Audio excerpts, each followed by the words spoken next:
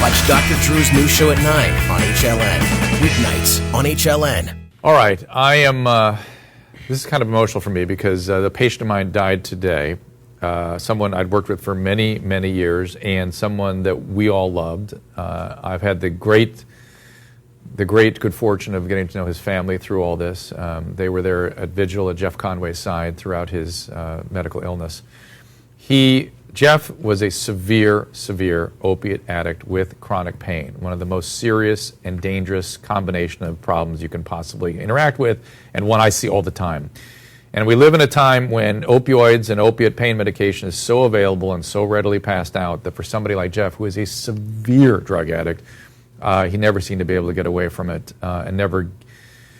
The pain seemed to keep motivating him back to the opiates, and I told him for years that it was going to kill him. And what happens is, like with most opiate addicts, eventually they take a little too much, not much more than usual, often, and they aspirate. Some of what's in their mouth gets into their lungs. That causes a rapidly progressing and overwhelming pneumonia that they usually don't know they have because they're sort of too out of it because of the drugs. And then by the time they get to the hospital, it's too late.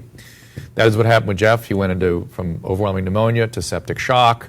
They induced a coma initially. There's no evidence that he ever intentionally overdosed. And then when they lightened the coma up to see if he would come out, there was really not much left behind.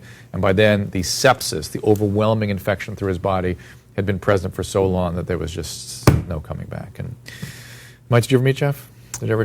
No, not personally. But he is somebody that everybody loved. I mean, it's hard not to love that guy. But we deal with this all the time. Opiate addicts. You're a recovering addict, right?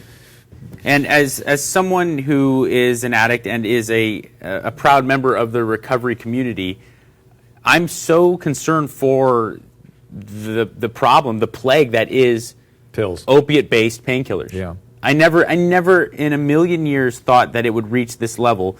When I first started toying with the idea of getting clean about 10 years ago, I was surprised to meet someone at a meeting that was dealing with opiate addiction. It was mostly cocaine and heroin. Yeah, things like that. The standard cocaine, methamphetamine, booze. And now when I go to meetings, that's just old-fashioned now. I know. I have to search out people that aren't dealing with pill popping. It's become an American plague, and knowing firsthand the workings of an addict's mind, I can fully understand how someone can convince themselves. As an addict, you're already defensive and you justify your use to begin with. Yes. Now you put a doctor's signature on that and a stamp of approval.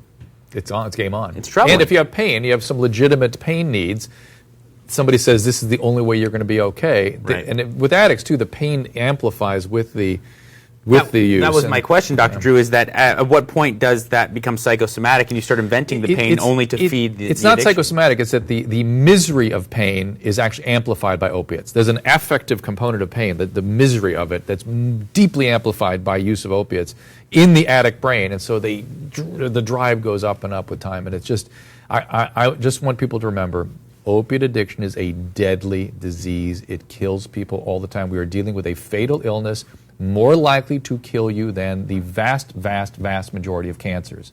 That is the fact, and I have lost a patient today, and frankly, I'm sick of it. I'm tired. It makes me angry almost more than anything else. So please, if you know somebody with opiate addiction, get them to care. Go to an NA meeting, raise your hand, and let's say a prayer for Jeff and his family.